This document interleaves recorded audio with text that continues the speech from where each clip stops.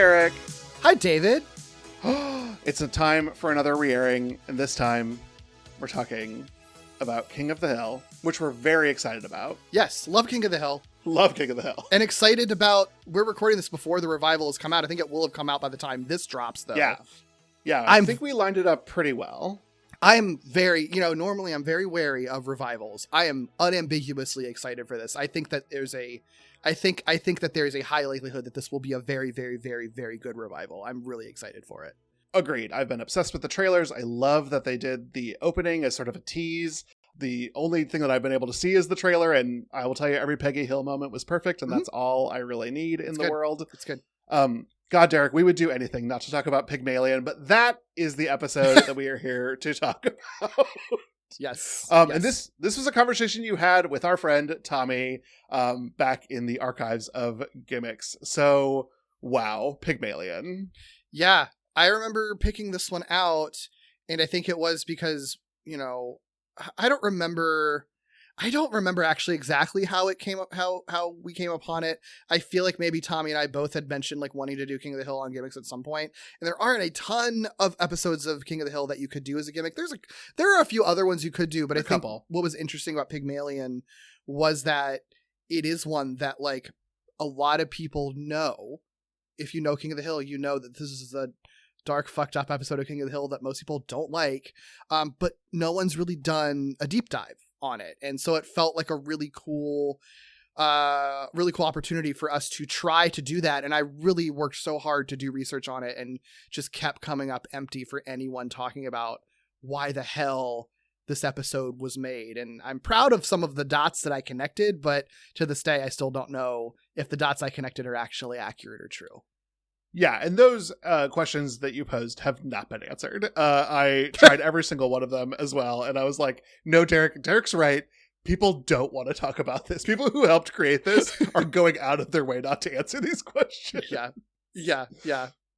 I think this maybe was the first episode of Gimmicks that we did that was like an episode that we went into it not liking.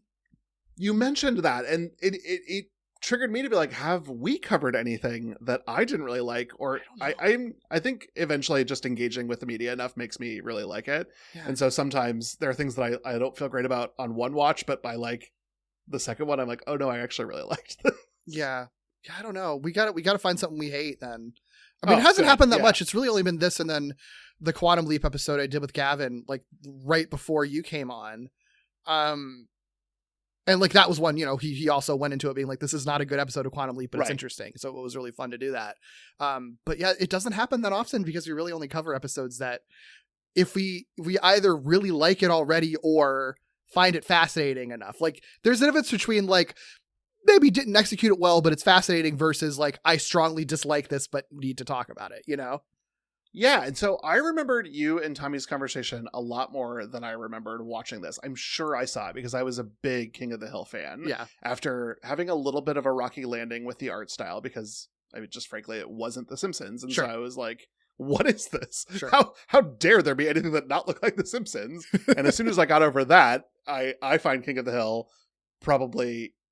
it's hard to put it against The Simpsons. The Simpsons is incredible, but I would watch a King of the Hill episode from any season without reservation, and there are some Simpsons that I would feel a little bit differently about. It's of course the well is much deeper, but it's still like unusually one of the most consistent shows on TV that ran for 13 years. Like but you truly like, even with the ups and downs, you can drop into any season of King of the Hill, whether it's season 1 or season 13, and the episode at worst generally will still be pretty good. Like this one that we covered on Gimmicks really is the one outlier. And at the very least, it's a fascinating episode. Yes. And I very specifically remembered where I was listening to the two of you talk about it. Again, this is before I knew you or Tommy. And I was driving through rural Montana, literally looking at ranches and farms. Not pigs. They don't do pigs up there. I mean, they just do beef. But and enough that I was like, this feels wildly topical. And I allowed the two of you to traumatize me so that when I put on Pygmalion last night to get ready for this conversation, for the first act, I was like, this is delightful. Yeah, the first act of it's good. That's the problem with it. Yes, exactly. But I had like built this like trauma up in my mind that like this was going to be the worst thing ever. And yet it's like a very, very normal King of the Hill episode to the degree that like Peggy's doing the Peggy thing. The kids are doing the kids thing. Like it's pretty perfect. And then it really just goes off the rails to like a different Twilight Zone world. Yeah, it's bizarre. I mean, we talk all about it in the episode that you'll hear, but like it is. There's a world where this could have been a good episode in one direction or another, and it just split the difference in the worst possible way. And I think that's what it was. And I got a little hung up on the Pygmalion of it all because I really thought that with the name Pygmalion, maybe there was an earlier script that this was a little bit more about the wooing of Luanne and not quite the dark psychology of it all.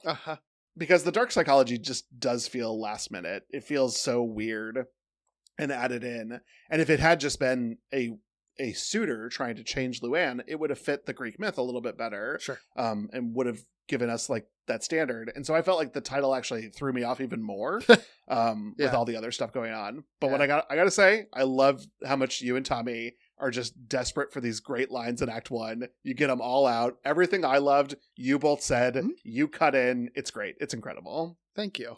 Good try. I think my perfect, I should just isolate it and get it ready in case I need it to just play, I don't know, in the supermarket or whatever, is Luanne shouting, "I'm a proud, ignorant woman," it's aged perfectly. It's better today than it was when it aired. Yeah. Yes. It's amazing. Brittany Murphy, like R.I.P. What a legend, man. God. Oh my God. Yeah. And I do wonder with the revival if more people will go back to, not revival, it's a revival. Continuation. It's totally a revival. Okay, great. Yeah. With the revival, I hope people like do go back and listen or find old episodes of King of the Hill. Maybe this will renew some conversation about it. I think the only other thing that was really funny listening back to you and Tommy talk was that it was in production, but not really like known. We didn't know about it. And it wouldn't have been talked about publicly. But like the next thing that Michael Keaton is in after you and Tommy's conversation is Beetlejuice. And like that is in process somehow with y'all's conversation, but like nobody knew about it. That's such a good point. I mean, the things, again, this is an episode from 2022. And so like we know that there is a revival of King of the Hill happening, but we're very apprehensive about it because we don't know anything about it. My feelings are totally different, like from what they were before, because we just didn't know what it was going to be at the time.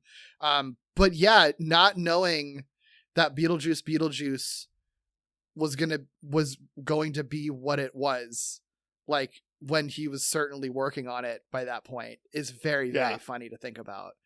Yeah. I even had to check it because I was like, well, they wouldn't have not mentioned it. Like, so it must not have been in production yet. And then to learn that it was like in secret production. Yeah, that's really funny. It was just while you both were talking was just kind of laugh out loud funny. Yeah, that is very funny. And it's also weird to think like, I just expect Michael Keaton to show up more places, like episodes of King of the Hill, I guess. And yet it's actually a little bit more sparse than you might believe. Yeah. Yeah. I mean, he's made his money, so I guess he doesn't really need to do guest spots unless he really wants to. Which again, I'm like, I want to talk to Michael Keaton about this episode. I know he has had a long, illustrious career, and he's done amazing things that would be way more interesting to talk to him about. But me specifically, I want to be in a room with Michael Keaton just to ask him about this episode of King of the Hill. How, why, what, how do you feel about it? Do you remember that you did it? Like what? And everything. I just need to know everything. And as far as I know, no one has ever asked him a single question about this episode. or he hasn't answered. That's the other thing is like, I do wonder if people are asking these questions and then just they're not getting answers, so they're not getting written about or talked about or whatever. I just like these people are at cons. I would go to a con with Michael Keaton talking about being the Vulture, and I would be the asshole who would be like, I'm sorry, we can't talk about Spider-Man. We must talk about King of the Hill. Yeah. This is far more interesting than your portrayal of the Vulture. Oh my gosh. But I think everyone will enjoy the conversation about this episode, even if you had mixed feelings on the episode. Yeah. And again, Peggy Hill did nothing wrong. She's a superstar. Every moment she's in this episode is perfect. It's the weird psychological stuff that doesn't work. But enjoy it. It's going to drop right now. Luanne, trust me, this is for the best. We agreed that I would do the thing for both of us. I never agreed to be a last and post product! Well, I thought you loved me!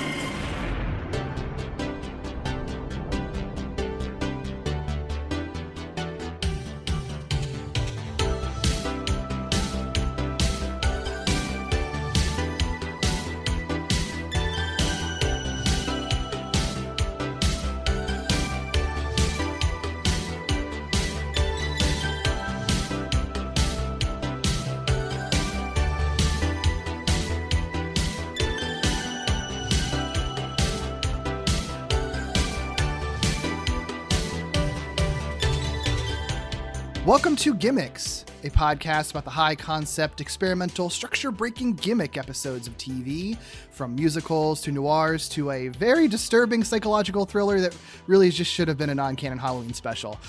I'm Derek B. Gale, and who's with me today? You know, I really wanted to say something funny, but just after this episode, it's all been drained out of me. It's just Tommy. It's just me. It's Tommy. Aw, well, hey Tommy, I have a question for you. What would be the most likely way for a psychopath to win you over? Private football bloopers, a ride in a hot air balloon, or a genetically engineered perfect pig? You know, all three of those things just sound so absolutely delightful. I think I would have to opt for the football bloopers, strangely enough. Weird, yeah. Okay, I mean, I can't argue with that, sure. I wouldn't turn down a hot air balloon ride, but bloopers are fun too, I guess. The pig is just completely off the table. There's no way. Yeah. No, that's the worst one. That's one of many red flags. We are talking about a truly bizarre and infamous episode, setting the energy right up front here for how this one's going to go. Episode of King of the Hill, Season 7, Episode 9, entitled Pigmalion. For those unfamiliar with King of the Hill, this episode is not representative of the show at all. It was an animated sitcom that aired on Fox from 1997 to 2010 for 13 seasons, with a revival currently in the works. It was created by Mike Judge, who's the creator of Beavis and Butthead and Idiocracy, and as well as being the voice of Hank Hill on this very show, along with Greg Daniels, who is a writer on The Simpsons, creator of The Office, and co-creator of Parks and Rec. King of the Hill follows the lives of the Hill family and all the characters around them in their home of Arlen, Texas. It's notable for being the first network animated sitcom to be a genuine hit after The Simpsons. Also notable for its realistic approach, with a lot of occasional story arcs, long-term developments, characters aging, and most of its comedy kind of coming from mundane real-life situations, or just simply putting a closed-minded Hank up against someone with different or more worldly values than he has. So as such, it's never really gotten as wacky or weird as shows like The Simpsons or Family Guy, and it's pretty known for that, except for a few exceptions where it does get really weird. Except for this episode. It was a huge hit at the time. It was named by Time as one of the top 100 greatest television shows of all time in 2007, won 2 Emmys and a slew of other Emmy nominations, and it's continued to maintain, if not continue to grow, a really long following, especially thanks to its reruns on Adult Swim very long after it ended.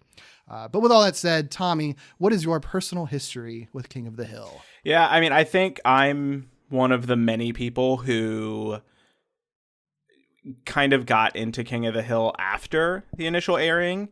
I definitely remember watching it when I was younger and it just not really landing for me, which seems to be a common consensus, I think, for a lot of people in I wouldn't even say people in our generation, but a lot of people who started watching it when it was first on and you know, just had that same experience where it was like, oh, this is a show about, you know, this kind of rural, working class, family, and not that there's anything wrong with that or that I wouldn't have liked that when I was younger, but it just didn't hit.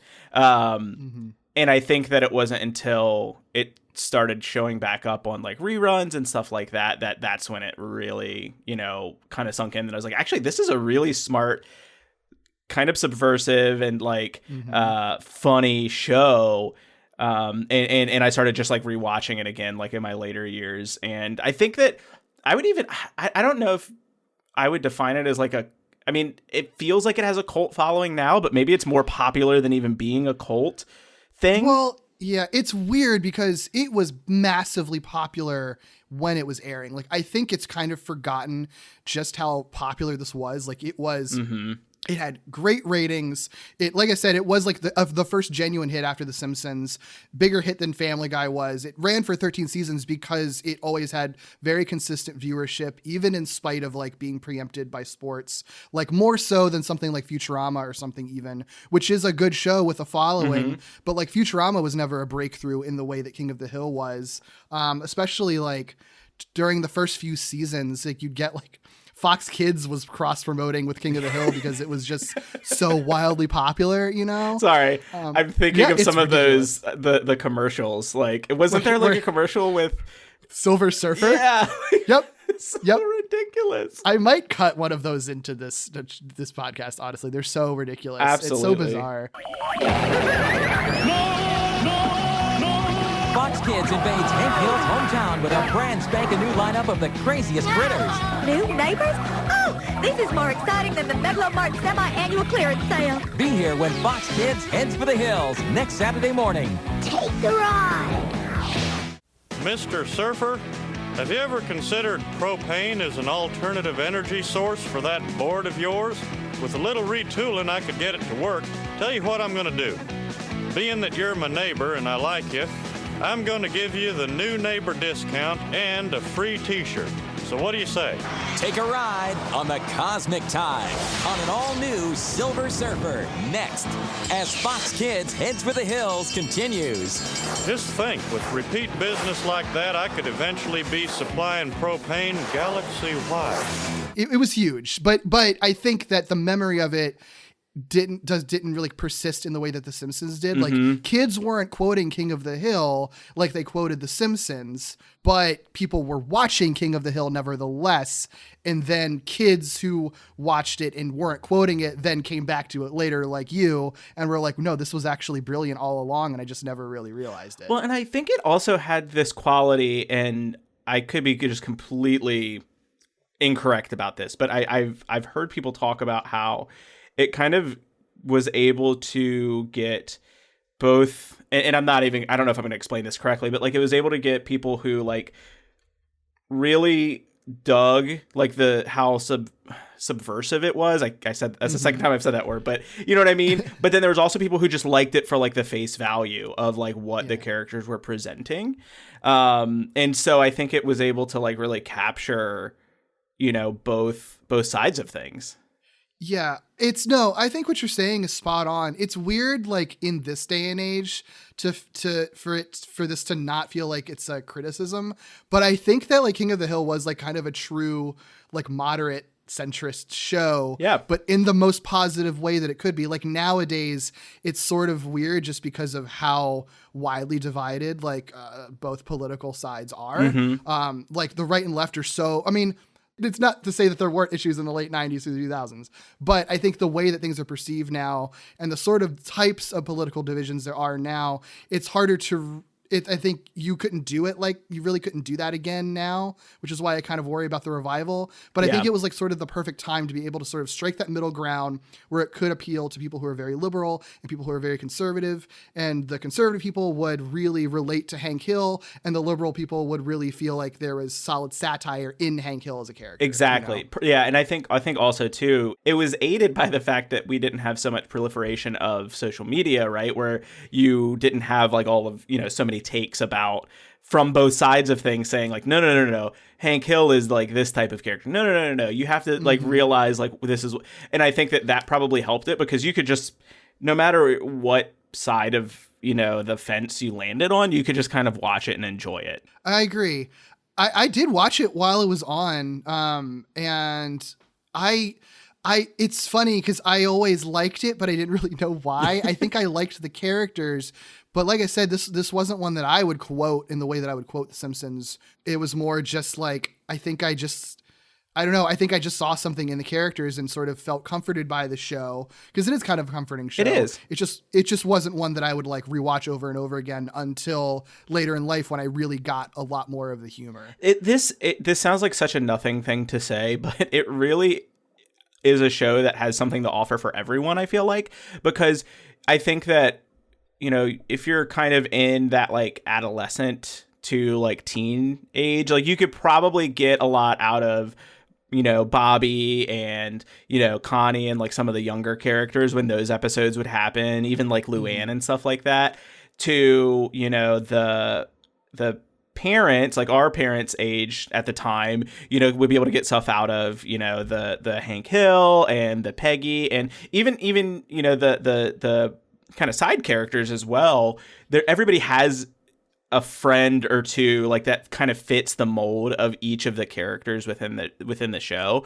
And I think that like, I think it just had something that, you know, even if it wasn't your favorite show, it had something that would like catch you as you like sat down to watch it. Yeah, absolutely. Absolutely. It's a really well fleshed out world, and especially in the early seasons, because they would often actually have like pretty great continuity and like character arcs and story arcs that would sort of continue, and like cliffhanger season finales and stuff. Like it really immediately set itself apart from stuff like The Simpsons, which was obviously good. Yeah. But it was kind of its own thing. And King of the Hill was like, no, we are kind of like treating this like it is a real world that these characters exist in. It's still a cartoon, and we're still doing things that you couldn't do on a live action sitcom with just the amount of characters that we have and the locations that we're able to go to, and sort of the more like kind of extensive like shots that you wouldn't be able to get in a regular sitcom.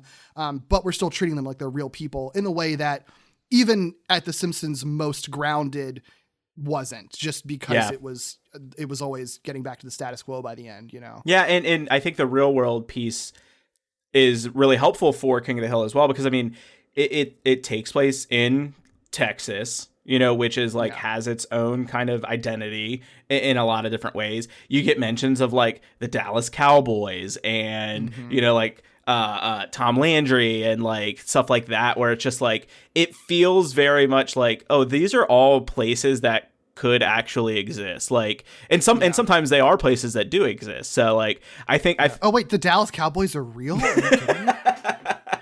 But yeah, I mean, I think that is the thing that really helps the show out a lot, is that kind of grounded nature that it really kind of leans into. But then it does allow it to have kind of the wackiness in, although sometimes I will say that it's funny, as I've done rewatches of it, once you get into like the later seasons, like sometimes the later seasons are just like a little bit far out there with some of the stuff that kind of goes down, but still good, still quality. Yeah, that's the other thing I was going to say too, is that like I think the King of the Hill is unique in that, despite its long run, even though there are definitely like eras that you can sort of pick out and see how the show changed, it's way more consistent across its 13 seasons than any other animated sitcom like it. Like, even, I mean, the Simpsons obviously is in its own tier, but if you compare like season 2 of The Simpsons with season 13 of The Simpsons, it's a completely different show. And you do the same with King of the Hill, and it's like, oh, I've seen how this show has grown and changed, and maybe it's aged a bit, but like, it's still funny and still feels like the same show, just an older version of it, you know? Yeah. And I think too, like some of the characters even benefit from the Flandersization. I don't know. Flanderization.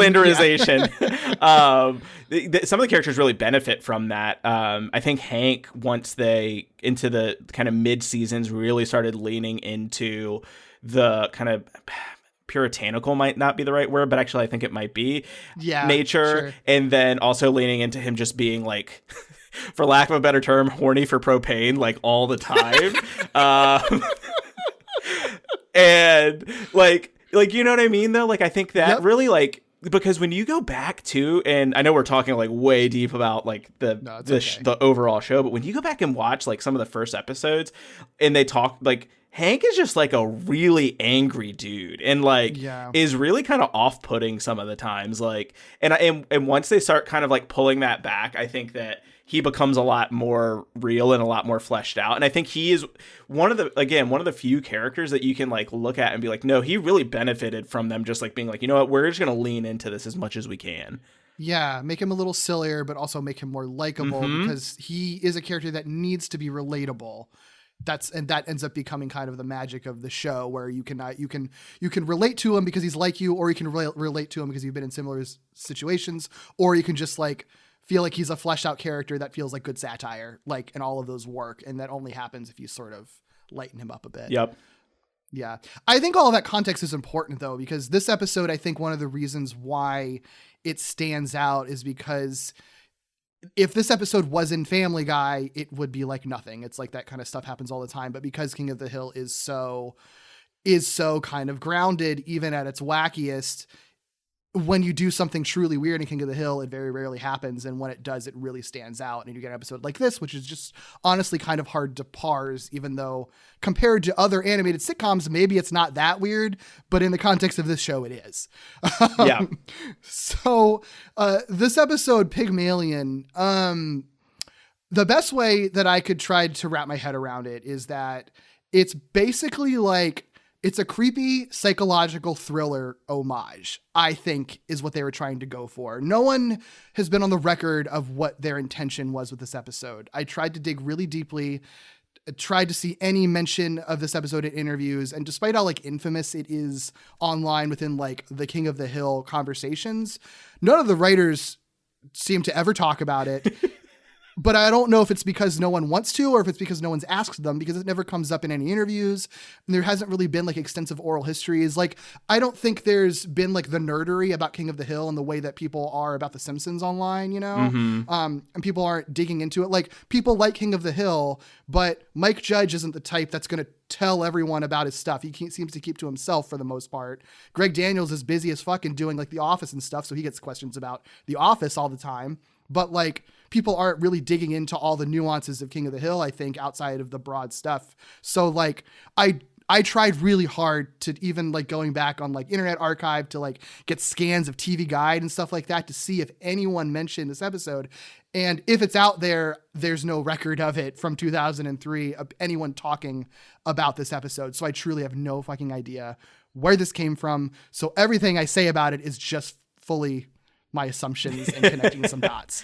Yeah, I was gonna say there is like on the King of the Hill wiki, I noticed like they don't even have like there's a section about, and you probably saw it, like about, you know, just different assumptions and things like that about this episode. None of it is sourced because like it's just like, I guess there's like you said, there's nothing out there about it, which is like adds kind of to just the unsettling nature of this episode. Like it all, I know it's not like they're not talking about it because it's, you know, it's creepy or something like that, but it does make it just feel like all like weirder that it's just like, do they know that this episode exists? Like it makes it feel like a creepypasta. Yeah. Or creepypasta, whatever it is. Like, yeah. It really does. Like that's, yeah, it's like, what if they just did not, like what if someone asked them about it and they just completely denied that it existed? Like, could you imagine? We never had Michael Keaton on our show. What are you talking? He was on an episode of The Simpsons. Is that what you're thinking of? I kind of want them to do that now. That would be amazing. That would be hilarious. I want that to happen. I'm curious, like with the revival coming up, obviously there's going to be more and more press and stuff. I would be curious if there ends up being a more in-depth oral history and maybe someone asks about this episode. I would be curious, but as of right now, there's nothing. You're watching Non-Stop Fox, where the new comedy King of the Hill premieres tonight. Presenting a new comedy. I'm a substitute Spanish teacher. About intellectuals. Los estudiantes son mis amigos. And their gifted offspring. That boy ain't right. About future Hall of Famers. Watch the ball! What? And expert auto care. Oh, my hand! Introducing King of the Hill. Media executive man that talk about every time y'all come on like you did, put on that dang old Melrose Place. Boomhauer ain't right. Premiering next on Fox. Hello, I'm Hank Hill. The following are some things you will never see on my new show, King of the Hill. Tofu dogs, tanning salons, vegetarian chili, the Macarena, male manicures, granola, designer underwear. Presenting King of the Hill. Premiering next on Fox. So the best that I think, it feels like they were specifically going for like a genre homage to psychological thrillers, which is not something that King of the Hill really ever does. So it's still sort of weird that they did it, but like, I feel like they're not doing a direct reference to anything, but I'm thinking like stuff like Gaslight or Cape Fear or like Fatal Attraction or like Single White Female, like even like schlockier stuff, like the stuff where it's like, oh no, the idea of being extremely close to a psychopath and maybe no one else realizes they're a psychopath because they're secretly a psychopath and you get intimate with them and everything. Like that's the kind of thing that can get really problematic, but it is kind of its own subgenre of psychological thriller, right? Like getting too close with the crazy madman who no one realizes is crazy. And that is unfortunately what this episode plays on very much. So like I said, they don't really do genre homages like that. So it's sort of weird for this one to exist like this. And it is technically a Halloween episode. It takes place on Halloween. This isn't the only Halloween episode they did. They did one in season 2, but that one was just like a regular episode of King of the Hill that took place on Halloween. It wasn't any sort of Treehouse of Horror thing or non-canon thing. So again, you have like the precedent of a regular Halloween episode that takes place in their universe. And you have this episode that like almost feels like it's meant to be like a dream or something like that. Well, and also too, because I mean, you talked about this, how like there is, and I know that there are like, there's not like direct continuity from like every episode to the next, but there is a lot of like carryover crossover continuity from episode to episode. So the fact that like they have this episode that just wild stuff just happens, and it's like never mentioned. I don't think it's mentioned again, is it? No, absolutely not. I mean, I think that's the thing with the part of King of the Hill's realistic approach is that I feel like there would be consequences to things. Yeah. So there would be dark stuff would happen on the show. There's like a whole like 2-parter where like a lady accidentally shoots herself in the head and it's a whole murder mystery. It's like, there would be dark shit on the show, you know? Yeah. It's just, it would deal with the consequences of it. Characters would treat it realistically.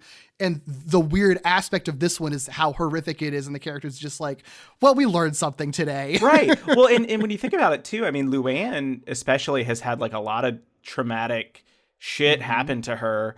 And they touch on that a lot. Like, I mean, they bring up like Buckley, who was her boyfriend who died in the explosion of the Walmart that in the universe, where she like also lost all of her hair. That gets mentioned like later on in other seasons and stuff like that, you know? And then this thing that is like, I wouldn't say more, like you can't really like measure trauma, but like seeing someone impaled to death is really traumatic. Like on top of everything else that happens leading up to that too. Sure, 100%. Yeah, like everything about it is just like, you would think that like there would be some mention that this happened again, but right. I mean, maybe it's for the best that it's never mentioned again. Yeah. That's the thing too, is that I think this is their attempt at a Treehouse of Horror kind of thing. It is. I think if you read it as non-canon, it makes the episode better. It's just weird because King of the Hill never does that. And it's not clear that that's what they're doing. I do have some interesting stuff because we were talking kind of about how the show progresses and gets wackier. And I think that this is part of that conversation too. And I think it's actually kind of complicated and also speaks to how fucked up it is. So during season 5, this episode airs in season 7, so this is going to be a little bit of a walk, but it will make sense in a second. During season 5, Judge and Daniels became less involved with the show. So during this season, and also during the season, a lot of the writers just kind of leave, get other jobs. I don't think it's any bad thing that's happening. It's just kind of a sea change, just from turnover, just from people going to other shows and stuff, just because the show's been on for almost 5 years, right? So there is like Richard Appel is the showrunner for season 5. And I think there's even different showrunners for season 6. And it's during those seasons that it's cited that that's when the show sort of starts to get a little bit wackier. Not to say that there aren't absolute bangers and classics. I love those seasons to death. But from the writer's perspectives, and I think particularly Mike Judge's perspective, those were the seasons that he felt like there was a shift from the first 4 seasons in terms of the types of stories they were telling. And so season 7 comes around and Mike Judge is reportedly open about this. He's like, I don't like the wackier tone. They appoint new showrunners. Greg Daniels comes back on board in a more consistent role. And going forward, they strive for what Judge specifically called small personal stories like we did in the 2nd season. So what does that have to do with this weird story that aired in season 7 in the season that's supposed to be not weird? Well, apparently this was originally produced during season 5. So presumably this is one of those weirder stories that Mike Judge was citing as not liking. Obviously this wasn't called out because no one's talked about it, but I have to assume this is part of the thing he was complaining about. So what's interesting is the reason it aired in season 7 is that it was the 23rd episode produced for season 5. So my assumption is that they're probably going to hold it over to be the season 6 Halloween special. Because it would air right at the top of that season. So it kind of makes sense. It doesn't in fact air until the January of the following year in season 7, which again, nothing on the record says this, but you have to imagine that was Fox's choice. That like, this episode's fucked up. Can we just keep pushing this back? Keep pushing it back. So season 5 episode airs in January of season 7, which I feel like is still a mistake, because if you have this fucked up episode that you're afraid to air, at least air it on Halloween when people are more open to that, you know? Yeah. And I mean, I'm trying to think, maybe there was like another Halloween episode that they liked better that came. No? There isn't. And in fact, they air this on the same night as another new episode. They air it on the same night as the Megalodale episode. So I think that maybe that was part of their way to burn it off, is that they could have the Megalodale episode in a more prime time slot. I looked up the listing for that day or that night. And so it's like Futurama at 7. This fucked up episode airs at 7:30 p.m. in the evening. Imagine being like a child who doesn't have a bedtime yet, seeing this on television because it's airing at 7:30. Then The Simpsons airs at 8, and then the Megalodale episode airs at 8:30. I'm guessing that like they're hoping to sort of further bury the episode they were putting off by airing it on the same night as another one, but not back to back with it. That's just everything about that is just, the decisions are just so baffling to me. Like, first of all, like how often would they have, I mean, never would they have aired 2 like brand new episodes back to back, right? Like, well, I mean, sure, that would happen sometimes, you know, if they had some, I don't know, if there was something weird going on or they wanted to promote a special event or something like that. It's an easy thing to advertise. I couldn't find any TV ads, so I don't know how they advertised this episode, or if they advertised a 1 hour thing, or if they advertised it at all. Okay. Who knows? The other thing I was going to say, because the Megalodale episode is also a kind of weirdly bizarre one, and almost kind of a horror trope episode as well. And part of me wonders, like, they must have, like, did they do something to like pair them together and say like, get your spook on, or get scared with King of the Hill? Like, that would be a smart thing to do. Like I said, I wish I could find ads from that night. I couldn't find any. If they're out there, if anybody has them on like your VHS tapes, please digitize them and send them my way, because I want to know how these episodes were advertised. Because it wasn't like it was a whole night of creepy stuff either. Like the other episodes that aired of other shows were regular episodes. I think it's really odd, and I don't really know. I just don't really know what the thought process was. Because like that. Again, just thinking about, I mean, I'm just thinking about like if it was Halloween and you had this episode and then Megalodale, like it would almost feel like 2 like, you know, very specific kind of like, well, not very specific, but like broad horror trope or broad thriller trope kind of thing. Because you have in Megalodale, I know it's not the episode we're talking about, but that's the one where like there's like the teens and like they wear like the Chuck Mangione masks. Like, it's almost like a haunted house episode inside of the Megalomart. Right. Yeah. And it's also like there's those there's a specific like horror franchise of like, or I don't know if it's a specific one, but they like the Strangers, I think is what I'm thinking of, where they wear face masks and things like that, like masks of other people's faces. So like that would have been perfect for Halloween. Like both of these episodes paired up, like give me that. That would have been great. Yeah. The only evidence that I could point to that says that they didn't advertise it like that is that I did find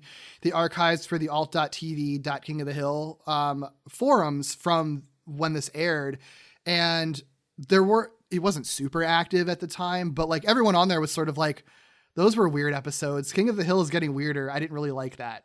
Like, so it didn't seem like people were primed for it to be a creepy pairing. It just seemed like they were legitimately surprised that there's a dude in a pig costume and Chuck Mangione hiding in the Megalomart. Like, which valid. Both of those things are weird. So. Oh goodness. Wow. Yeah. It's funny because when I was watching this, I did see like the next one was Megalodale. I was like, that's another just kind of out there episode. I was like, it's funny that those were like right there. So knowing that they aired those back to back, like, my God, like what were they thinking?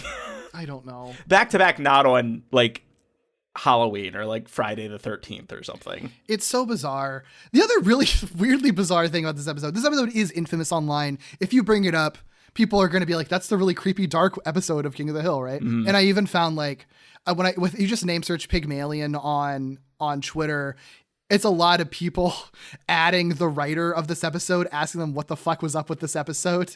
And he never responds. Not surprising. Not surprising. The other thing they ask him about, and this is annoying, is it creepypasta or creepypasta? I think it's creepypasta because it's copy paste, right? I've always said pasta, but I also I don't know. Whatever. It's this weird popular internet thing that there's a rumor that in the first airing of this episode, at the very end, you see Tripp's corpse bloody and hanging on the hook as Peggy and Luanne are like talking at the end. Zero evidence for that. It's just a rumor. It seems like it just spawned from someone random on the internet saying that they thought they remembered it, but it's like all over the fucking place when you try to search for this episode. Yeah. Like, it's honestly kind of annoying because it sort of like overtakes any other actual information about it. It's just people asking about the clip that I'm sure doesn't exist. They wouldn't just show a, like, this episode's weird, but I feel like showing a bloody corpse of a guy on a hook that then vanishes from future airing seems like a step too far. I could potentially, and it's funny, when I saw that too, I was like, is that a memory that I have, or am I just now thinking about that? Like, because I don't know if I don't think I watched this episode when it aired. I don't think I did. Yeah, I may have, but like, I could see them doing a thing where you see like just not like bloody, but you just see like from like a specific point of view, like not, again, no blood coming down, but you just see like him kind of go by really quickly. But I also think like, yeah, if that exists, someone would have recorded it on VHS. Yeah. And then would have like put it on the internet at this point. Like right. Here's my thing. If you know that it exists, put up or shut up, put your like show us the receipts, put it online. Like, we want to see it. Like, yeah, but it's big C. It's not a big illegal thing. Like, just do it. Yeah. It doesn't exist. I'm sure it doesn't. I don't think so either. I think it definitely is one of those things that like, I think it's one of those things that just like kind of seeped into people's consciousness. Like, once people started talking about it, they're like, oh my God, I saw that too. I will say, after I saw that rumor, I did see like they do have the hook that goes by in the front. And I was like, that would have made sense. Like, if it was right there. But I also think that would have been, if it was that prominent, it would have been really hard. Cause the hook is like in front of the camera and in front of Peggy and Luanne, the one that I was thinking of.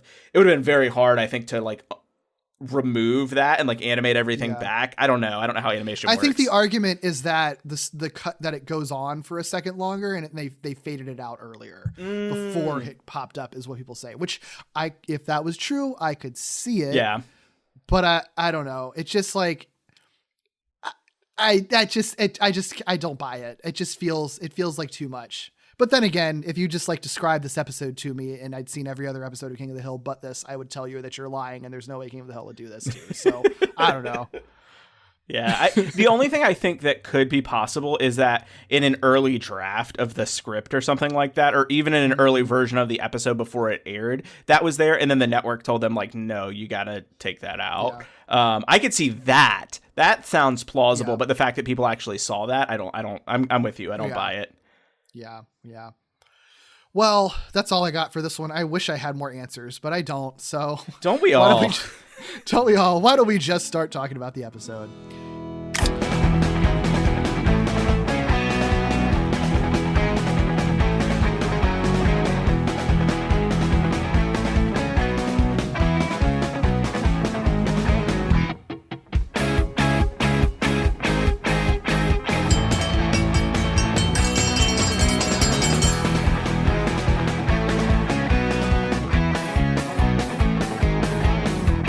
This series is available for streaming on Hulu if you'd like to witness this, if you'd like to experience this for yourself, or you could watch every other episode of this show that's better. Not better. This episode is still interesting and often very funny. It's just different. The episode we're talking about, Pigmalion, the synopsis per IMDb is Luanne is wooed by millionaire Tripp Larson, who has bizarre plans for her. Yep.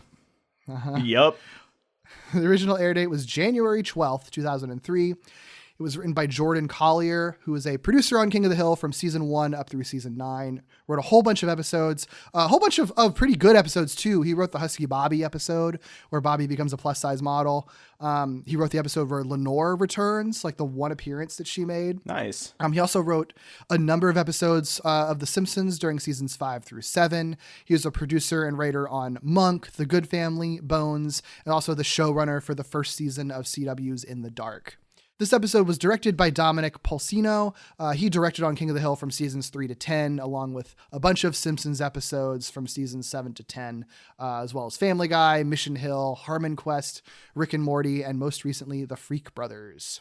Nothing weird in terms of the writer credits. Just, I don't know. Still no answers. So what's interesting, I think, about this episode too, and maybe a mistake, is that like the first like act or so of it is pretty normal. I don't think you expect this episode to be that weird, and I think often very funny. Like it's packed with jokes in the beginning here, I think. Oh my God, yeah. Like, yeah. I was taking down like the one-liners that were like super funny, and I just like stopped because I was literally there's so many. I was pausing the episode like every and I was like, I'm literally just rewriting the script at this point. Like yeah. It's really I mean, that's what kind of makes it bizarre. I think maybe if this episode had just been the thriller thing right from the get-go and made it clear at the top that this was going to be a weird episode, it might have serviced it a little better, because as it stands, the first half is honestly really funny. Mm-hmm. And then the second half, the turn is like very unfunny for them pretty much. Yeah. But it opens at Rattlesnakes, which is a restaurant that the Hills are having dinner at. Something smells good. It's the menu. Even the menu smells good at Rattlesnakes. Such a just like I could be wrong, but like I feel like Bobby has like 3 lines in this episode, and that being not much. That being one of them, like such a perfect Bobby line. Like, oh my God. Mm-hmm. Also, the other line from the dinner that was just like just a banger of a line was Hank. He gets cut off because Peggy overhears Luanne getting berated. Hank says, "Hey, Peggy, if I get the chicken fried chicken and you get the chicken fried steak, we can..." Just a moment. I know exactly like what he's going to finish that sentence with. And it's like, it's just so perfect, like his character. It was such a, like, I forgot that line was in this episode, and I was like almost cackling. Like, it was so good. It's so good. It's so good. Yeah. And Luanne, who's their niece, is working there as a waitress, and Peggy kind of overhears Luanne's boss yelling at her and like chastising her for like putting a fork in like the spoon bin or whatever. I also love like, I do so know enough not to put a salad-sized fork in the spoon bin. Well, that fork didn't just walk along and hop in there by herself, did she now? No, she couldn't have. No, she couldn't have. Very. Also, too, I love how subtle it is, because they set it up. It's a very like subtle, like kind of bait and switch, where you think she's getting berated for putting a salad-sized fork in a like dinner-sized fork spot.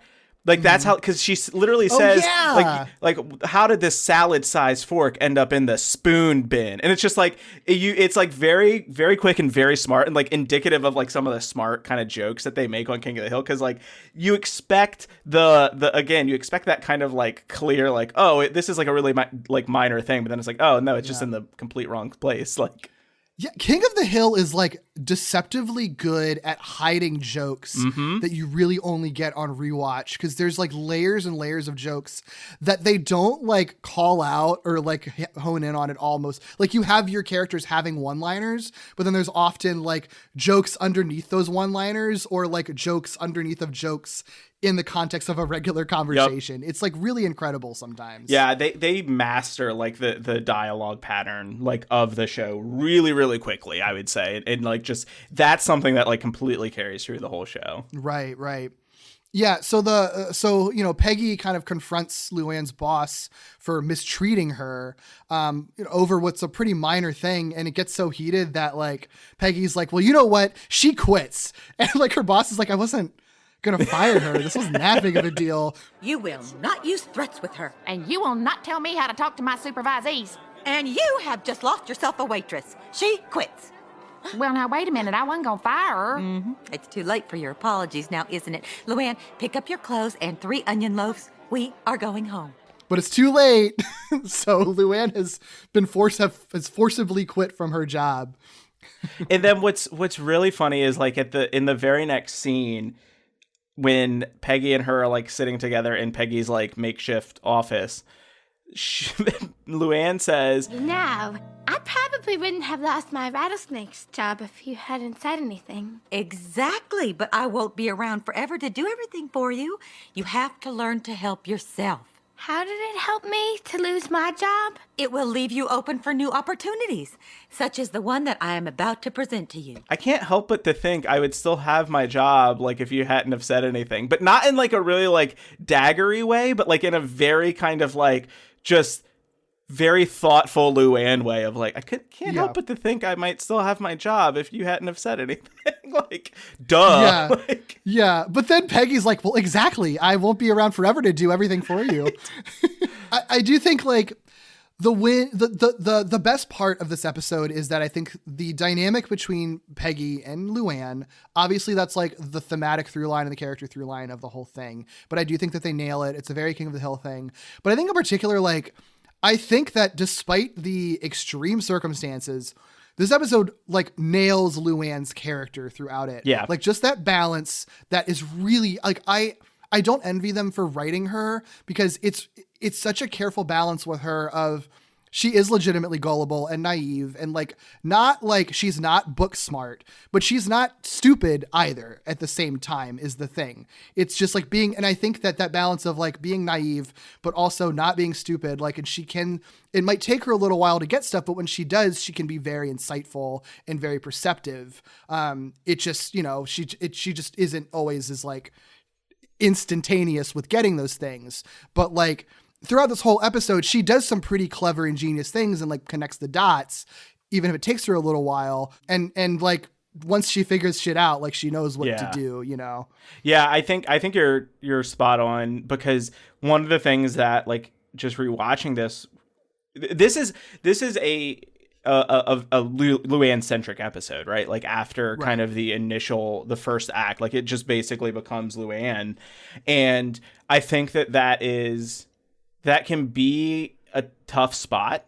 Like sometimes, and I mean like in general with shows when you don't have like your leading characters kind of like pulling things along, even with a character like Luanne, it is this like balance that they have to really hit. And I think they do a good job of it. Like, I think that in spite of just the weirdness and just some of the maybe not best portrayals of things that happen in this episode, like I think they do a good job of, like you said, just having Luanne, you know, be a great version of Luanne in this episode.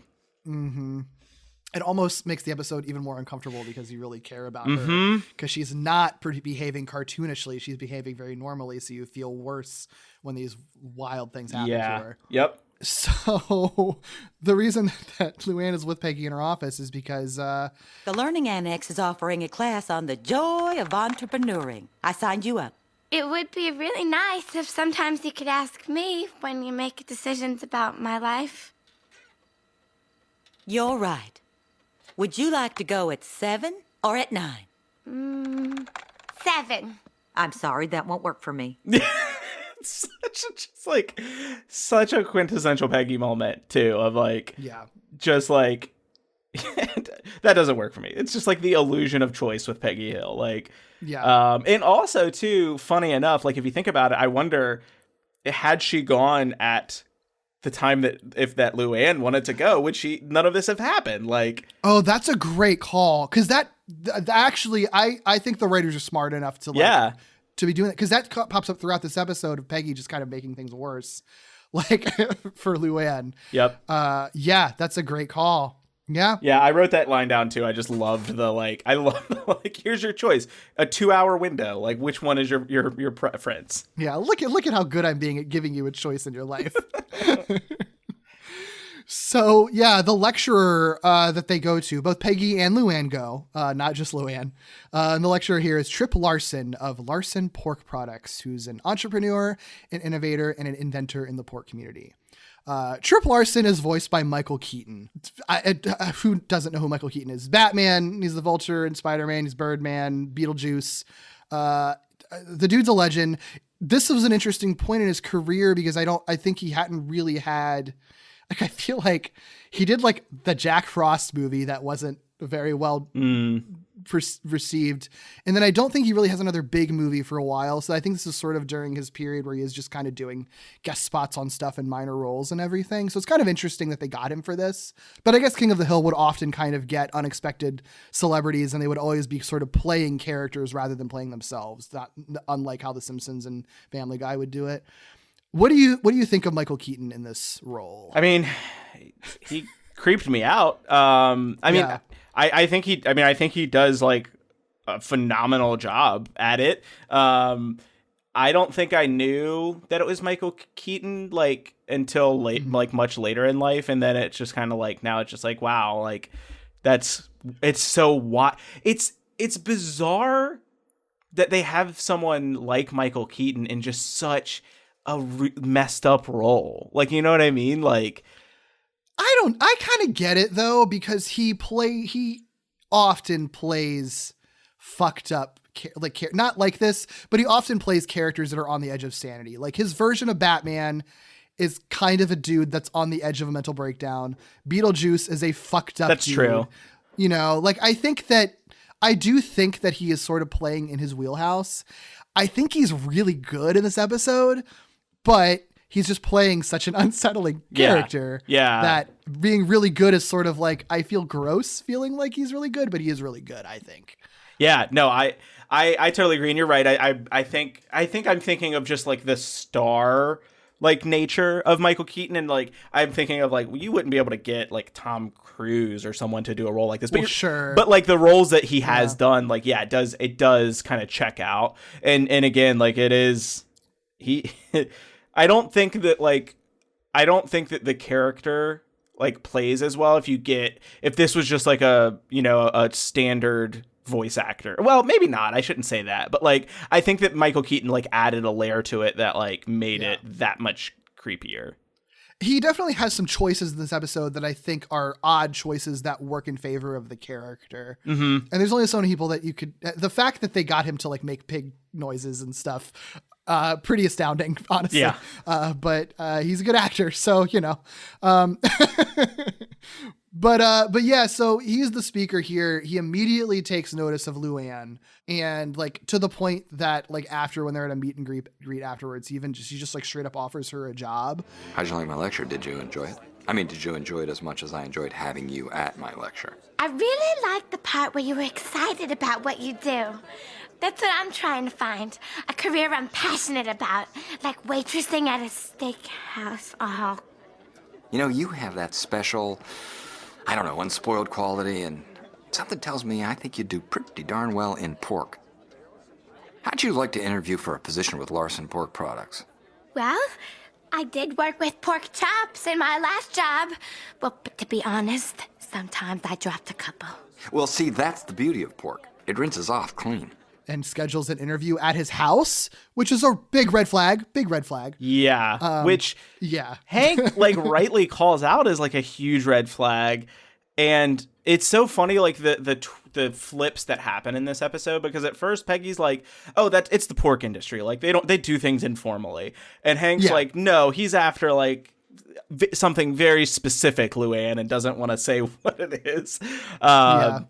He literally backs out of the room. I think that's a little too over the top cartoony when Hank is refusing, when Luanne guesses that like, are you talking about sex? He's like, no, and literally backs out of the room and then pops back in like, yes. Like that feels like a Family Guy joke to me, honestly. It is very over the top. Although I will say they're such good, like you were saying this earlier about hiding jokes, but also just with like other things in the animation as well. There's like this little tiny spider that's hanging over the doorway that as he backs out, like it twirls. Like it's just like just like a tiniest little detail that like they add in.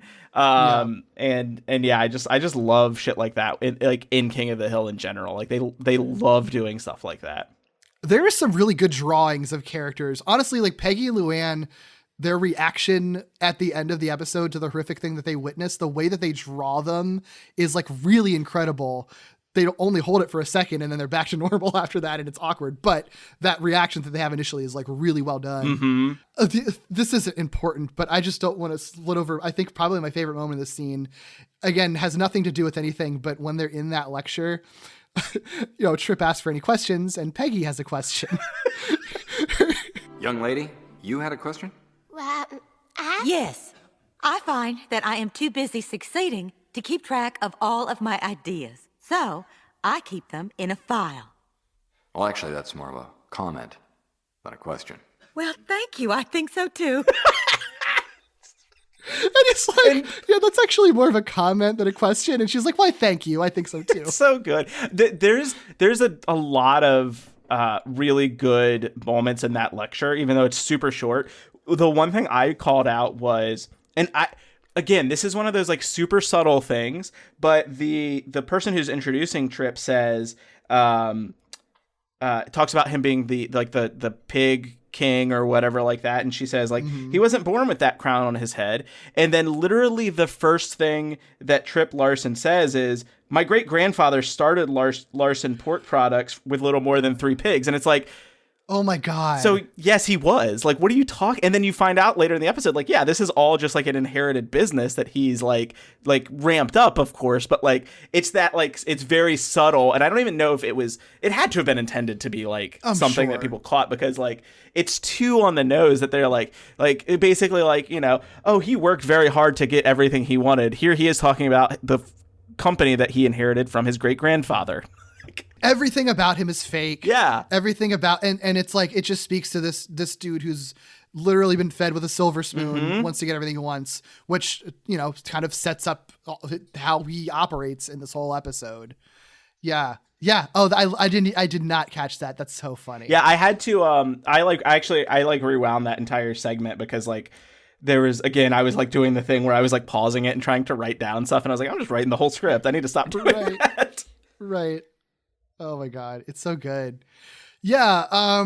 But yeah, so Luanne and Peggy, they go to Trip's house for the interview. Again, red flag, but they seem to be on board with it.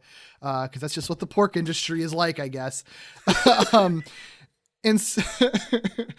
I like the fact that Peggy goes with her and like expects to be sitting in on the interview, and Trip like kind of casts her off and tells her to just read his autobiography, which immediately kind of like puts him in, makes him bad in her book off the bat. She's kind of annoyed that she doesn't get invited into her niece's interview. And then Trip invites Luanne up into his hot air balloon, and we get a really, I think, important exchange. Well, you know so much and I know so little. I hope that doesn't make you think I'm stupid. You are not stupid. You're ignorant. What? No, you can't tell. It's a compliment. That just means you haven't had the chance to learn all the wrong things. Oh. No one's ever told me that before. Well, maybe that's because no one has ever realized how ignorant you truly are. You just haven't had a chance to learn all the wrong things. All the wrong things. Like, so for everything about that exchange is just like fucked up. But like, also the fact that he says you haven't had the chance to learn all the wrong things. Like, instead of like just learn, like he specifically calls out the wrong things. Like, it's so weird. It's weird. It's a thing that like, because on the surface, if you're not really listening to him, it's like, I guess the logic kind of checks out, right? Like if you are someone who doesn't have knowledge, you haven't learned all the things that you have to unlearn. But it's but for one, ignorant has like a very negative connotation to it. So like trying to redefine that is weird. But then like, that's not what he's saying. Like he's specific, like he's basically saying like, I want to teach you what I view as the right things. Everything else you would learn in the world is the wrong thing. Only I know the right things that I can teach you. Yeah. Which huge red flag. It is. All of his like creepiness towards her at the beginning of it, then it goes off the chain after a while. But at the beginning, all of his like creepiness and his sort of controlling behavior, I think is really well done because it feels very realistic and subtle in how it's just it's just very like small manipulative little things that like make Luanne feel good while he's saying something that's also going to like mess up her self-confidence at the same time. Yeah, it's also stuff that could like easily be passed over. Like I think the all the wrong things message, like what you just called out of like, because I didn't even necessarily put all of that together either of like, oh, he's saying like you haven't learned the stuff I don't want you to learn, like like it's so completely subtle that like I think you're like anyone just viewing it like for the first time could just easily just be like, oh, that's just like a weird word choice they went with. I also do want to call out, it's funny because like Peggy, there's this weird message that you start getting throughout this episode for Peggy's character where it's like, oh, she needs to like let Luanne do her own thing and stop controlling her. And then, but I do kind of, even though she didn't seem to, she wasn't as like put off as Hank was initially with like going to their house. I do think like going up in a hot air balloon with a strange man that you just met for a quote job interview, like maybe it would make sense for Peggy to be there like as a safety net, like kind of thing. And so like I even though it's like I don't know if she was doing it for the right reasons in that moment. I do kind of like think about that and I'm like, yeah, Peggy might have been right, like to kind of be protective in that moment, you know, and kind of be against this, like as instantly as she was. So like I got to give her credit for that because I know like, you know, she is kind of painted with a negative brush a lot of the times, and especially like early on in this episode too. Yeah. I'm conflicted because I agree with everything you're saying, and I do like the complexity of this episode of characters sort of changing where they stand based on the information that they learn. It's not like it's not clear cut who's for Trip and who's against Trip or whatever. Like it changes as it goes along, right? I think that's really interesting and I think it's really realistic. But I think like I feel like my hot take for this episode might be that it might be stronger if instead of, I think that maybe it was a mistake to make Peggy antagonistic to Trip for a section of it.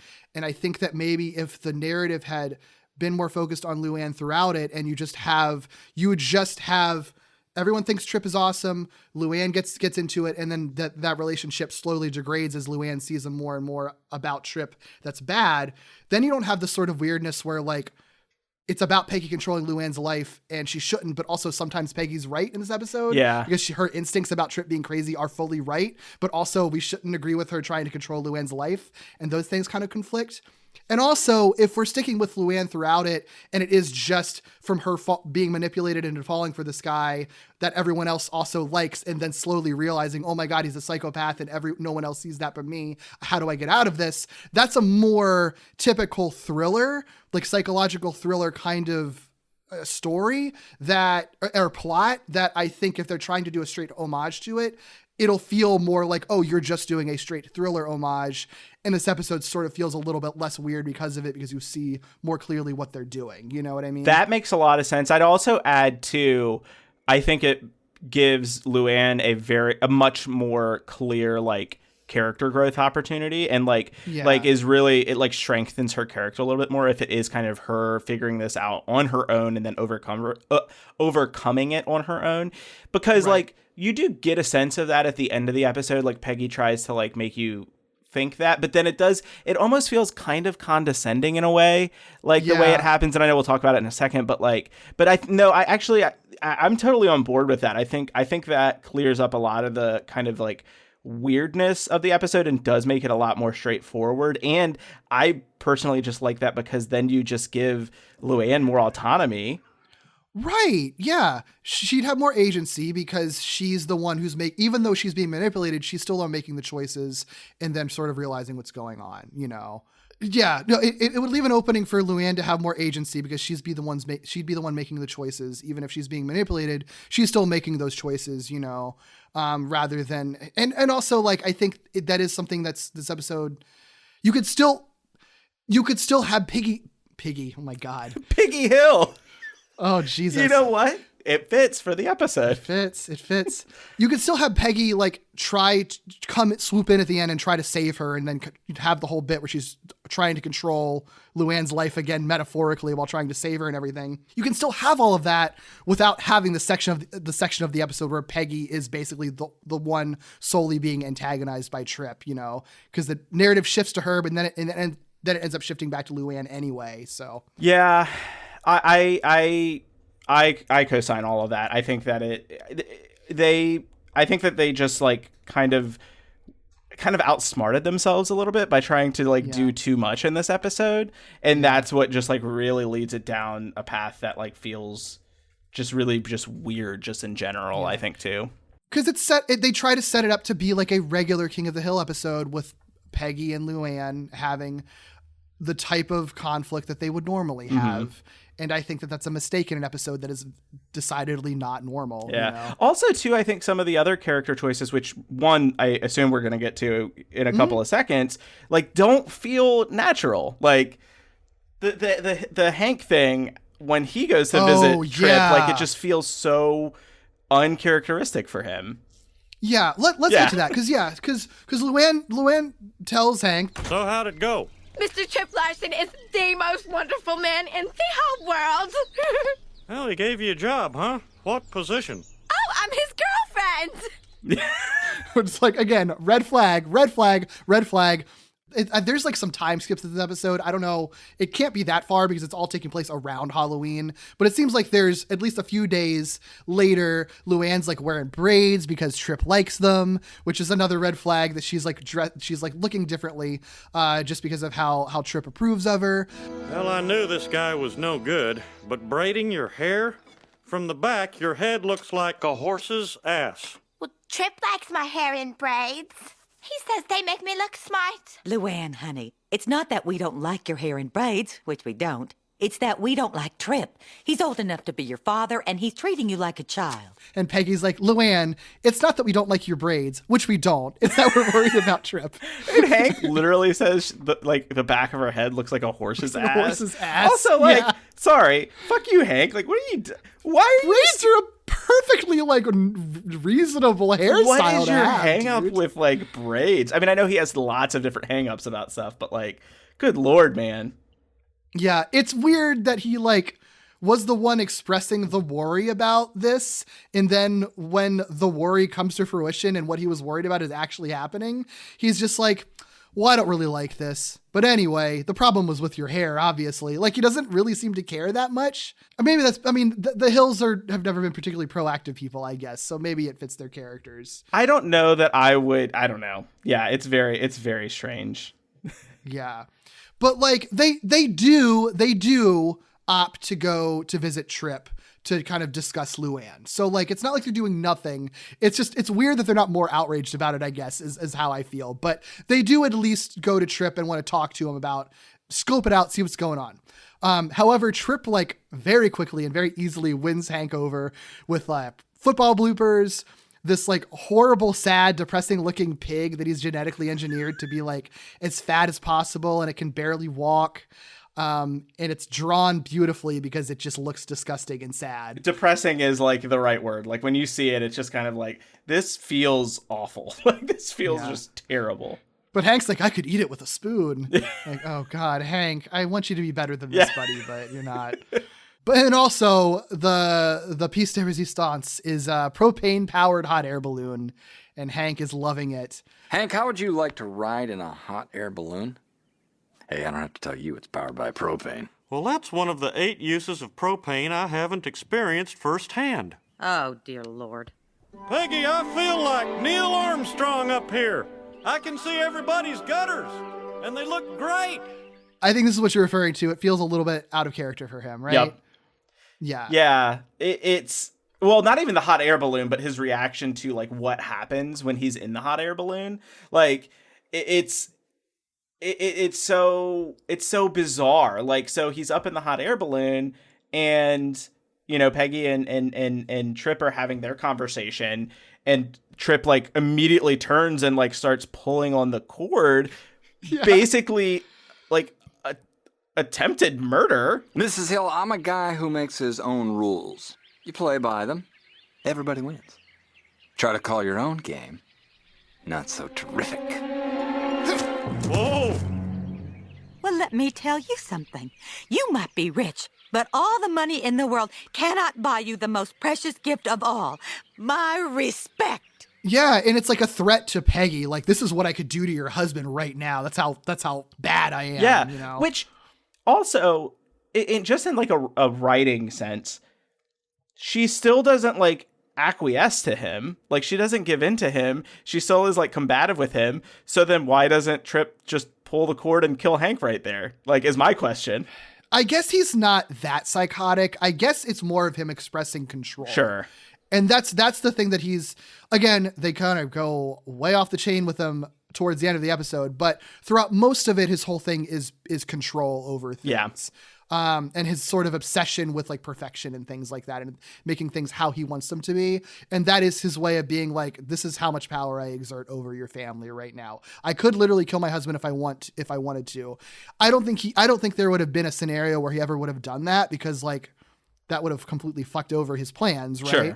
Sure. But it's just showing Peggy that that's what he is capable of. Yeah. I do like Peggy's pushback is, money won't buy you the most precious gift of all. My respect. I love Peggy so much. Peggy's great. She's so good. Yeah. Yeah. And then this is when like it kind of shifts. This is when it shifts to like full on thriller mode, but it still is like not what I want it to be, because it's not thriller mode with Luanne, it's thriller mode with Peggy, where Peggy knows that there's something amiss and no one believes her, basically, because Trip has won everyone else over. She determines that he's crazy. She's like, the man willfully endangered your life just to make a point, Hank. Try to see it from his point of view. He was trying to control the balloon and you kept talking to him. I was right there. He was pulling and yanking that cord and trying to jerk you out of there with every last fiber of his being and then some. Aunt Peggy, Trip believes that no one ever solved anything with a run-on sentence. What? How dare you? But then like the real like thriller kind of horror movie moment is that there's a headless pig delivered at their doorstep. And everyone's like, well, clearly this is just a gift to you, Peggy, because Trip likes you so much. And this is, his peace offering, because he runs, like he sells pork. So he's, of course, a headless pig is a thrown at your door out of a truck. Clearly that's a gift. That's not a threat, right? Which I'm sure that pig probably costs like $100 at least, right? Like a whole pig, like that's pretty expensive. So I get that aspect of it. Like, that would be pretty dope. But also, like, yeah, they're pretty. It's very not. I mean, it's not even wrapped up. Like, that thing's probably like super dirty. Like, right. But also, I was gonna say, so the part that like really stands out to me is like, I just don't understand Hank not being more like frustrated with Trip after him like nearly killing him in the hot air balloon. And like, I get that, like, it's part of the episode, but like, that's the piece that I felt like is like kind of a little bit stretching his character, where he's just kind of like, well, Peggy, like he was having trouble, like keeping control of the balloon, like while you were talking to him, like kind of thing. And it's just like, okay, like I know what you're doing, but like, it just feels so over the top a little bit. Right. Like, that's why I think that they really were trying to be like, what if these characters are just in a different genre, right? And in your sort of thriller genre where nobody believes the protagonist, everyone's always a little bit like over the top in how much they don't believe the protagonist. The mistake of the episode is that sometimes it's like a realistic King of the Hill episode. Other times they're heightened like they're in a thriller movie.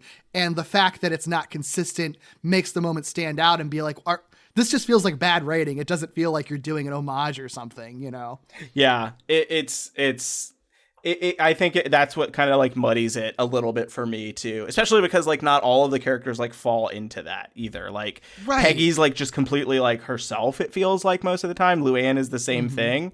I think that's spot on. But yeah, so Peggy, of course, determines that Trip is crazy. That's it.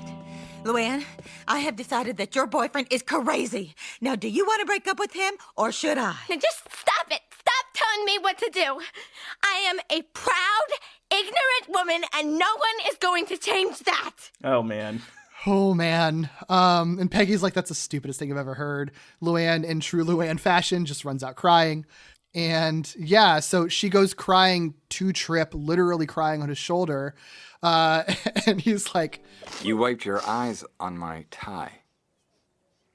That's okay. It's an amazing fabric. It's such, yeah, like this is where, so I think that the moment where his character like really starts ramping up into like villain territory is the pulling of the hot air balloon tether when Hank's up in the hot air balloon. I mean, obviously there's like the red flags even before that, but sure. I think like when it crosses into like true villain territory is that, and then this is where you're starting to see like the very like obvious cracks in the facade of this character where you're like, oh, this is getting a little weird. Yeah, well, it's interesting. And again, if this was a more consistently heightened episode, I might be more on board with it. But as it stands, they basically just like steadily pile every like psychopath trope onto him. It's like, he has mood swings. Like, oh, he's obsessed with flaws and imperfections. He's like kind of OCD. Oh, and he has like an Oedipal complex. Oh, and he's hearing voices. It's like, oh, so he's just like every bad problematic mental illness trope you could come up with wrapped into one character. Yeah. Oh, okay. Yeah, it's not great. But I mean, and like if it was very clearly like, oh, we're basically doing a satire or parody or whatever, again, I could be more on board with it because they're sort of purposely heightening it, but it's like, that's not clear that's what they're doing. And is this also the moment where Luanne asks, because he says you can stay here, I think at that moment Luanne asks for her clothes and he says, I've had them all shredded and turned into mulch. Oh, I don't see any of my clothes. Well, that's because I had them shredded. Plant mulch. Gardening tip, synthetics make wonderful ground cover. But no, see, I need stuff to wear to dinner. Not a problem. Oh. But they're all the same. Nothing is exactly the same. Everything has a small flaw or imperfection. Drives me mad. He without asking her, he's like, well, I've taken the liberty of bringing all of your belongings over to me and moving you in with me. And she's like, oh, okay. And then destroyed all of her clothes and replaced them with like a closet full of the exact same old-fashioned dress, just like the same copy of it. Yeah. But he's like, well, that's not all identical. Everything is a small flaw, which drives me mad. Yeah. Oh my God. Well, they're like lederhosen, right? Like, or kind of like a weird lederhosen. I think so. I guess that's what you'd call it. I don't know the name of that dress, but I guess that's what it is. Yeah. Well, I don't know if, now that I think about it, lederhosen might be what men typically wear. Actually, no, I don't know. But I know it's not the traditional colors of the lederhosen, but like there's like a very like German kind of like piece to their kind of pork products, family line. And you see that later on, or maybe it's Austrian. I'm not 100% certain, but actually, you know what? I think it is Austrian because he mentions the monocle that he has is from Austria. In the hot air balloon. So that must be what it is. So anyway, gotcha. None of that's that important, but oh, that's interesting though. I had no idea. So yeah, again, red flag on top of red flag. And I think this episode plays it well in Luanne, like being unsettled when the stuff is happening, but clearly like kind of in denial about it. Like, you don't want to believe that you're in as deep as you are, but it's just like, oh, this is weird, but I guess it's fine that you destroyed my clothes. Okay. I don't know what else I'm going to do. Yeah. And later that night, she like hears strange noises down the hall, and kind of sneaks out and opens a door and is attacked by a giant pig that's really gross and freaky. Back off, girl. Don't be messing with Papa's lady now, you hear? Are you all right, dearest? Why is there a pig in the house? Oh, don't tell me you're jealous. I might have grown up poor, but I never knew anyone who kept a pig in the house. Well, that's because they weren't equipped for it. The floor in there is Brazilian rosewood, super hard, super high quality stuff. And I had it finished with 4 coats of polyurethane. Not that it needs it. The J5's hose are soft as bedroom slippers. Schnallen! Go back to bed, honey. I'll have Blanca bring you up a warm glass of milk, okay? Okay. Finish it all. The music's freaky, everything's freaky and dark. But it has soft feet though. It does have soft feet like slippers, I think he says. Like what does that even, that seems that for some reason like the over fattening of the pig and like softening of it, like the feet soft as slippers is the thing that like feels the cruelest of most. Because it's like, that has to be like just a painful existence for that animal. It's excruciating. Like, pigs need hard hooves. Like yeah, no wonder that fucking pig is like attacking everyone it sees. Yeah. Like, it's been like abused its whole life. Also, he does, this was just something that I caught. He yells, Schweigen, to the pig, which is, be silent or like shut up, essentially. Like, just not like, it's not like a special thing. It's just like, he just tells the pig, like, shut up.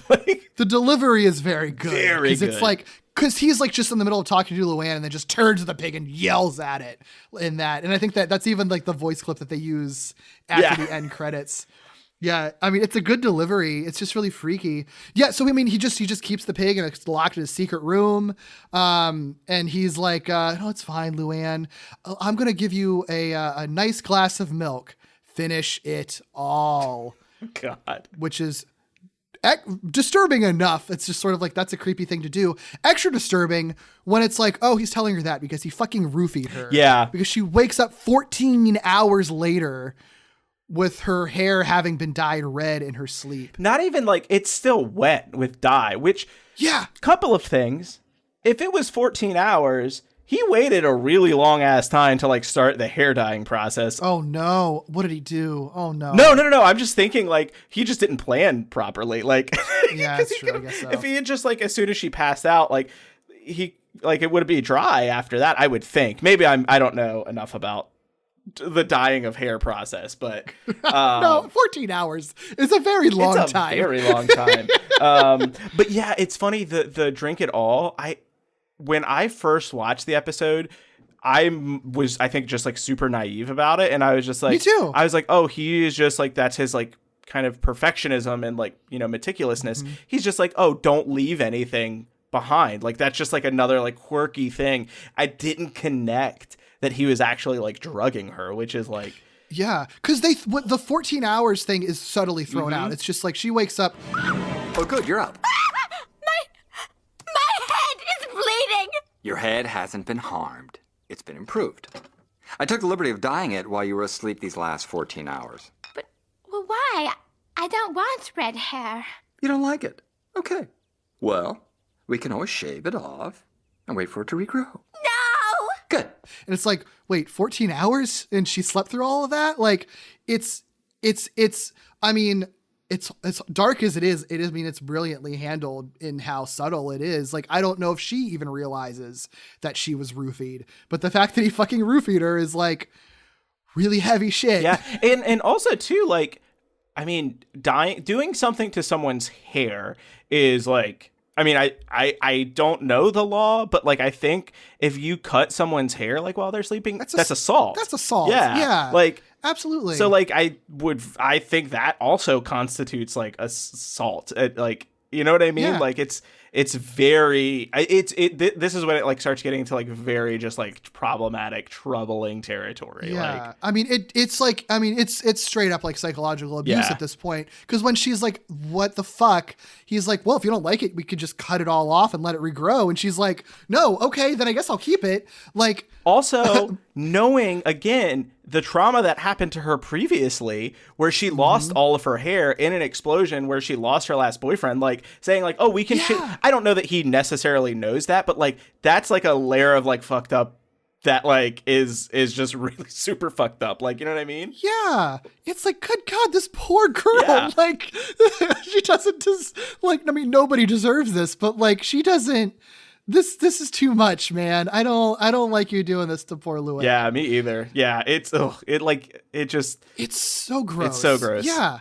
Yeah. And like, so, and I mean, it's so not, and it's the fact that it's not cartoony at all, like, is, I think, makes it worse. Cause it's like, this is a real thing that could really happen to someone, and that's horrifying. Yeah. And the visceralness of it being red and like it's still being wet and like it looking like blood, like it very much is like that. I think that adds just an element to it as well of just being like, I mean, it's violence, right? Like it's straight up violence that he's like committing against her.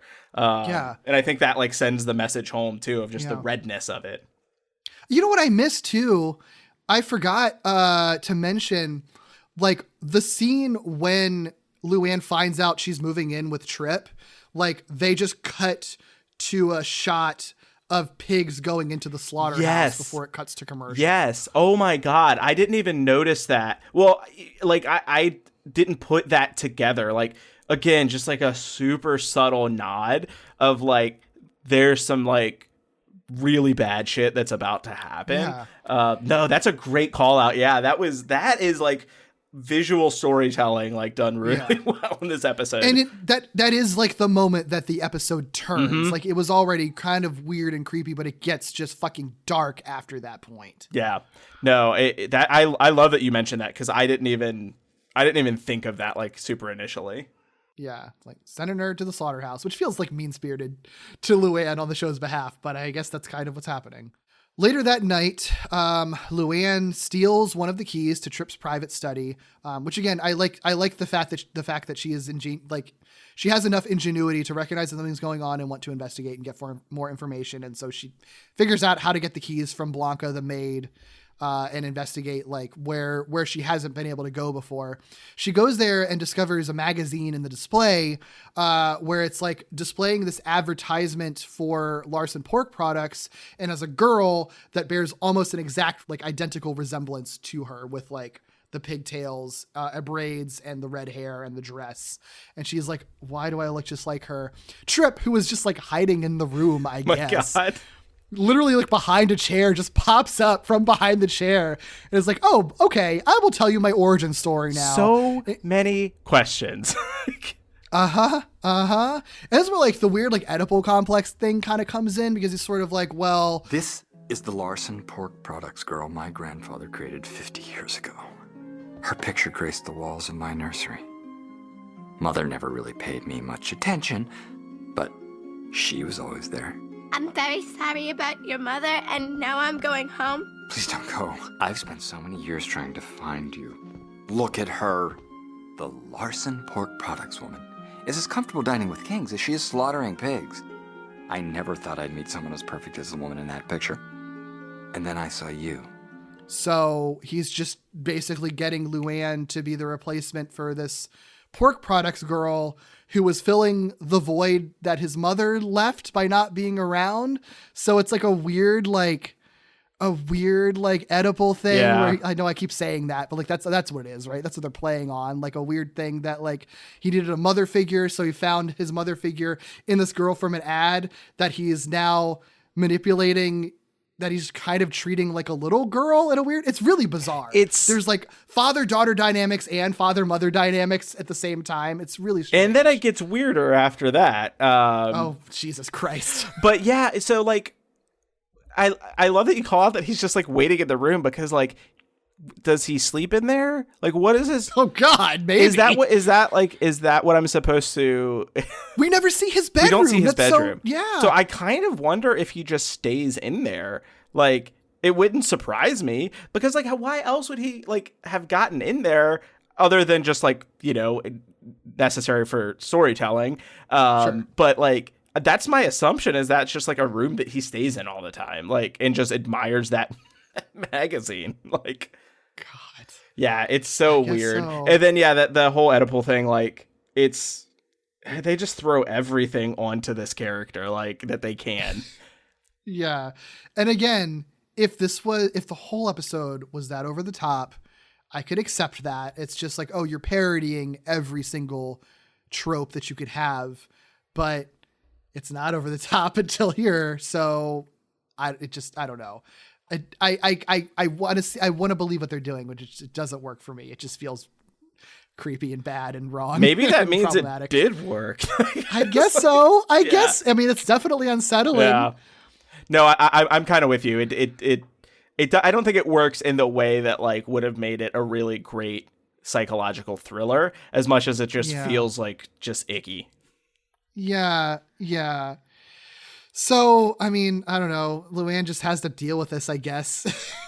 And we see that Peggy and Hank are invited to Trip's Halloween party. So they go. Hank, this doesn't matter, And Hank basically disappears after the scene anyway, but he shows up in like, he's dressed as like a greaser, which is just like, you know, his white t-shirt and jeans again with his hair slightly done differently. And he's like, and you know, he finds out that like Luanne is just dressed as the Larson Pork Products girl. He's like, I could have dressed as the Strickland Propane guy instead of renting this getup. Yeah.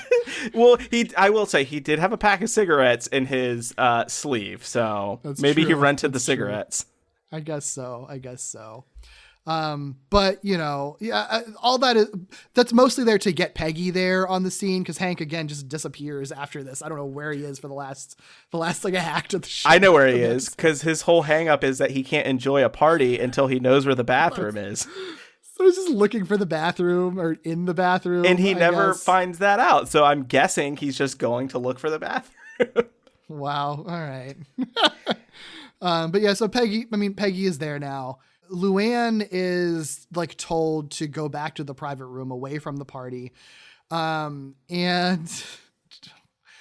so basically she goes there, finds Trip dressed like a pig with like a cape on. He's like a pig king. He's like a pig king. Yeah. It's a ridiculous costume. I do love the design of the costume. It's so strange. He's in the pig costume and he like shows her a ring as if he's going to propose to her. And he's like, she's like, I guess you're going to propose to me. And she's like, will you marry this guy? And it's a guy dressed like the man in the Larson ad, like the dude, I guess he is actually in like Lederhosen or whatever. So he's dressed like that. And she's like, who the hell is this guy? That's the man in the ad. Life is a series of compromises. Chip, I'm kind of confused. What is happening here? Don't you see? We can have it all. We can be the family in the picture. You, him, and me. What? And Trip's like, yeah, we're going to be the family. You, the pork products girl, the guy in the picture, and me, the pig. And he just starts getting on his hands and knees and oinking at her, making all the pig noises. And she's like, this is too much, man, and runs away screaming. I will say, so Javier, the person that he wants her to marry, has a great line in that moment where he says, life is a series of compromises. Like, that's what he says. Like, no explanation. Where the hell did this guy come from? How long has he been there? Right? What the fuck? That's not even the weirdest part, obviously. Like, the weirdest part is, you know, him turning into a pig, which, like, hey man, if that's totally fine. There's nothing wrong with that, but like, that's a lifestyle you can lead, but everyone has to consent to that. Yes, like you can't just force someone into that, like, which is what he's doing. But like, I think it just makes it all the more strange for Luanne, because she's like, this is nothing. None of this is what I signed up for. Like, none of this is. All of her reactions to the scene are like A+, because she is trying to take all of this in stride, and she's clearly freaked out. I just love the line. She's like, wait a minute, I'm confused. Yeah. Who do you want me to marry? Yeah. Which is just like, you know what, Luanne? You're not the only one who's confused. So again, she runs away screaming while Michael Keaton is making a bunch of glorious pig noises. He chases after her. She runs through the party. Peggy doesn't notice Luanne like running and screaming through the party, I guess. She does notice Trip running in after her. So she's like, well, something's going on. So she chases Trip. So basically both Trip and Peggy are chasing Luanne. Luanne goes into the slaughterhouse, which was set up by the shot of the pigs going into the slaughterhouse. She goes into the slaughterhouse to hide. Trip gets in there before Peggy does, and Luanne's trying to escape from him, and she gets stuck on the conveyor belt that's like heading into the machinery. He's like, fine, I'll join you. This is perfect. Now we can become Larson Pork Products together. So now his fantasy has become to like literally die with her, I guess. Again, the logic isn't there. I guess he's crazy, so it doesn't have to make sense. Peggy comes in And we get the metaphor for her relationship with Luanne, where she's like, I'm here, Luanne. I'll take care of everything. Tries to control the conveyor, but only makes things worse by turning on all of the horrible machinery. Literally pulling the levers and pulling all the wrong levers. Like the first thing she turns on is like a salting machine, like a machine that salts them. I do want to say there's a great like animation bit. And this has to be an homage to some like thriller or something. I just don't know what it was. But when they're running into the slaughterhouse, there's like this spotlight and their shadow, they have like this moment where their shadow kind of comes in and it gets smaller and smaller and smaller. And you have that with like Trip like comes in. And then when Trip comes in, it's very ominous because it's like, it's this, it's funny. The first thing I thought of was like, is it supposed to be like the bat signal because he was Batman and then he has like the pig outfit on and you can kind of see the ears and stuff in the like the silhouette. But it is this really cool like animation bit, and I that has to be like a reference to something. I just don't know what it was. Maybe. But it was really cool that they did that. But yeah, the conveyor belt scene, like classic scene in any kind of like animation. Like if you want to have like slow danger, like you do a conveyor belt. Yeah. And I think it is a really brilliant way to like bring in the theme of Peggy and Luanne's relationship and how it works, right? She's literally pulling the levers, like you said, on Luanne's life, only to be making it worse by trying to make those decisions for her, you know? I think that is really smartly done. Luanne eventually breaks free and Trip just like embraces his impending death at this point. He's like laughing maniacally.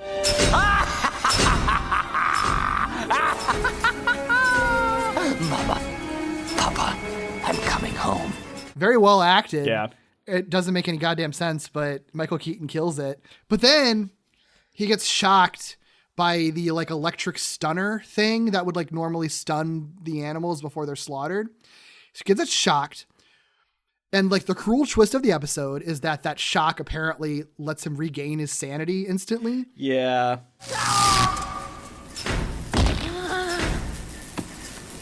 Oh my God. I can suddenly think clearly. The voices have left my head. What am I doing in a pig costume?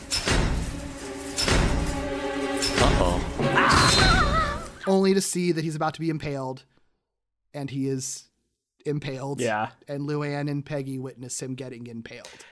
I do just want to call out the shock thing because I think that there's a very like problematic association there. Sure. Of like, I think that I don't know if this was like their intention, but I think that it's supposed to be like a call out to like electric shock therapy.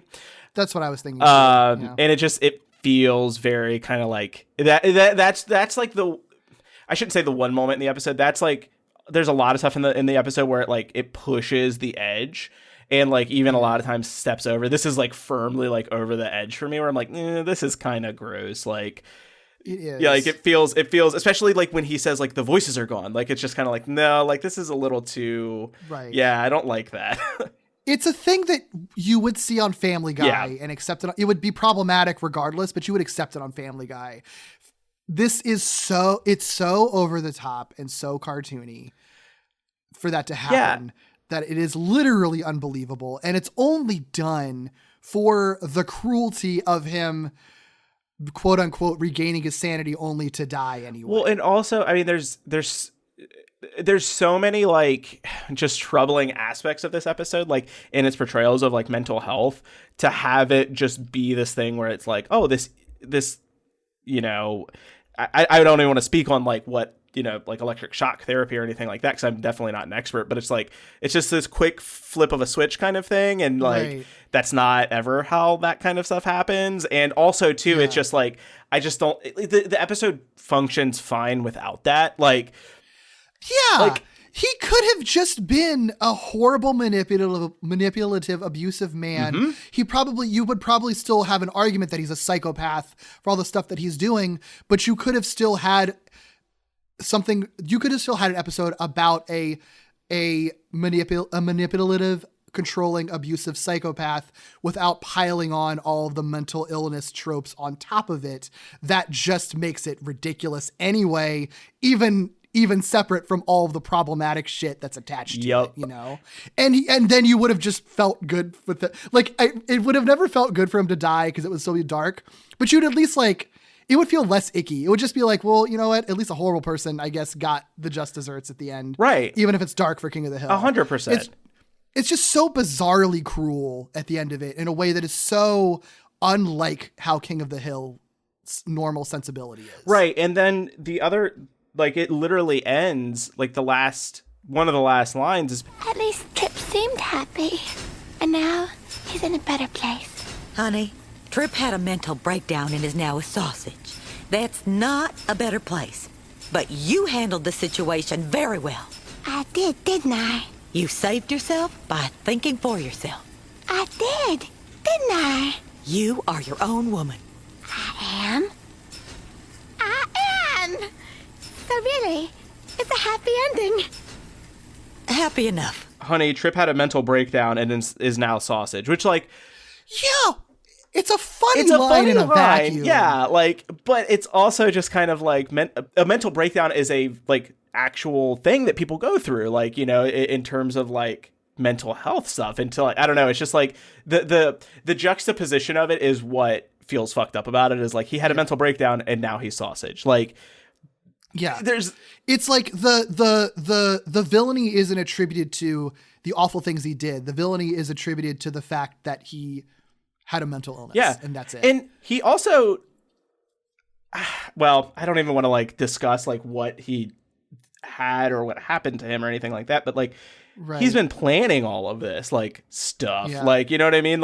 He's been very active in planning a lot of this stuff. That's not to say that he didn't have stuff going on, but I don't know. It's just the ending of the episode, honestly, I think is what feels the most heinous. Right. The ending of the episode, and then all of the abuse that that Luanne kind of goes through. So I guess the entire episode.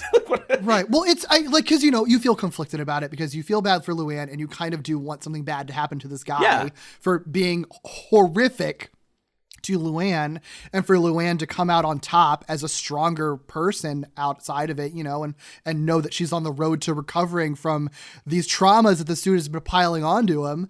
And I know that there's only so much of that King of the Hill could tackle, and they don't want to tackle that, right? It's not a show that's trying that hard to be PC either, but it's also not a show that's normally so cruel to its characters. Mm-hmm. And so it doesn't feel like a victory for Luanne, really. It doesn't feel like this was about someone bad getting justice and Luanne learning something from it. It's just about something cruel happening to a character, and then the characters who witness it just being oh, well, we learned something today, so it was really a happy ending. Well, happy enough. Yeah. And it's I don't yeah. This episode, I think, probably propels itself to being a great episode if it becomes about Luanne, if it's more about Luanne, standing up for herself is the wrong word, but coming out on top in a much clearer and less murky and less fucked up way than what we get. And instead we get this weird thing where nobody feels good at the end of it, and it's all just kind of for nothing. It's what was the point of this episode? Not that episodes have to have a point, but the fact that they laugh it off as a joke, which is meant to be the joke, it's meant to be wow, they witnessed something really dark and now they're laughing about it. But again, that's not King of the Hill is never that cruel. It's a bizarre sort of sensibility for the show to have that it never has. And everything else has been sort of serious. They've been using all of these very serious things as the backdrop for this story. You can't, you've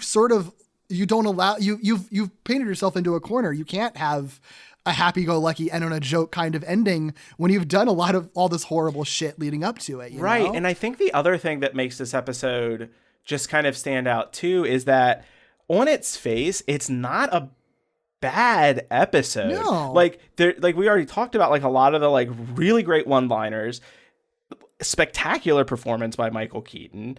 All of the characters have really great shining moments in it. So it's it really is this kind of wholly conflicting nature in this episode where it's I really like there's so many good moments in this episode and so many things that I like really dug about it, but then it's just like the backdrop of it is just this like really super fucked up stuff. Yeah, well, it's like you have a really clear through line of Luanne feels like Peggy is too controlling and needs to grow out of that, but then ends up in a worse situation with a controlling boyfriend, right? Right. And then has to sort of it's sort of like going from one controlling person to another controlling person. So it makes sense as being a story of Luanne just being like, fuck both of y'all. I need to figure out how to do my own thing without people controlling me. It makes sense. The end of this episode, how it plays out, doesn't play into that. It doesn't really make sense. It makes it. Luanne doesn't do anything to get out from under these controlling people. Ultimately, she just like escapes out of his grips literally, and then the guy dies horrifically, and they're like, "Well, I guess I'm stronger from this. I don't really know how, but let's go home." Like, I guess you could argue that because there's a moment where she like kicks him and says like, "I don't want to be a pork product." Sure, I guess you could argue that that's supposed to be the moment. That's that moment. And then Peggy kind of like validates her and is like, I think you handled this very well. Like, but also like that doesn't really play into the overall message if you need Peggy there to validate her. Right? Yeah, like, right. I think this episode fundamentally doesn't work with its action conveyor belt ending. I think you just need Luanne. Like she gets stuck in a harder situation with this guy and is on the, like she is pushed to the edge with this guy's abuse and manipulation and finds a way to stand up to him in a way that works for her and walk away on her own without anyone else like pulling the strings no matter what. I just thought of something, and it's they set up the hot air balloon twice in this episode. Oh yeah. And then the episode ends with the conveyor belt scene. Like, why isn't the ending of the episode like a hot air balloon? Or conversely, why not set up the like a tour of like the assembly line as like where they take Hank to, or where like the interview kind of happens? Oh, yeah. Because it kind of almost feels like sloppy. Like, I don't know if I'm using this term correctly, but it feels like a Chekhov's gun that like doesn't fire. Right? That's a good point. Yeah, I mean, right. Yeah, this whole the whole like kind of final climax isn't really set up other than the fact that there just is a slaughterhouse because it's a pork factory. It doesn't feel like it's earned at all. And part of me wonders too, like, I know that so the episode title is Pigmalion, obviously, and then there's the is it a book? Pygmalion there's a few things. There's the Greek mythology Pygmalion, there's Pygmalion the play, and then there's like My Fair Lady. That's the musical adaptation of Pygmalion. Right, and I know nothing about any of this. So like I'm like maybe there is something. This is something that I looked up. And I think TV Tropes is where I found someone had a just really good concise sort of way to sort of compare it. I think it's where I found it. But yeah, I mean, the Pygmalion myth, Pygmalion's a dude who carves a statue of a woman out of ivory, epitomizing what he feels like is perfection, the ideal of beauty, fell in love with the statue. Trip is trying to forego like any other relationship to create his perfect version of beauty in Luanne. So it's actually a very clever title for this, I think. Gotcha. So that all makes sense, but I was like, maybe there's like some beats that they were matching, like with like the play or with something else, but it doesn't seem like it. Yeah, because I thought there's a conveyor belt. I don't think that there is in the Greek in the Greek mythology. I think that this is the really bizarre example of a time when trying to do a gimmick episode actually doesn't work, because it feels like they were grafting this genre homage onto a story that honestly didn't really need it. Mm-hmm. Like, I don't know the history of how this episode was written. I wonder if there was an impetus for a story where Luanne gets involved with like a wealthy magnate and then finds out that he's like controlling and has to get out from under him. And they're like, well, why don't we make that like a psychological thriller thing? And like all of the aspects of it that normally I would love in an episode, that you're doing the genre homage. And I would love that they're sort of experimenting in a way that the show often doesn't, but it kind of just ruins what otherwise could be a really strong, honestly, really empowering story that I do think King of the Hill could handle if it was done appropriately. Yeah. And like, Yeah, you either need to like fix, you either need to like lean fully into the thriller gimmick, which I don't think they do, because like I said, the first act, like we said, the first act is not there, or just like take it away and just do a normal episode. Yeah. I think that it was, part of me wonders, and this is one of the reasons why I would love to just get some like writer feedback.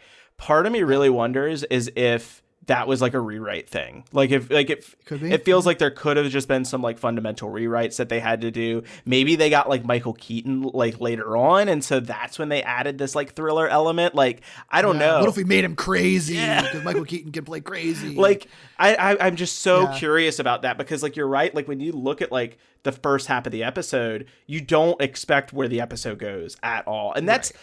That happens with King of the Hill episodes, but like I feel like even then, like when you get there, you're like, okay, it all makes sense how we got here.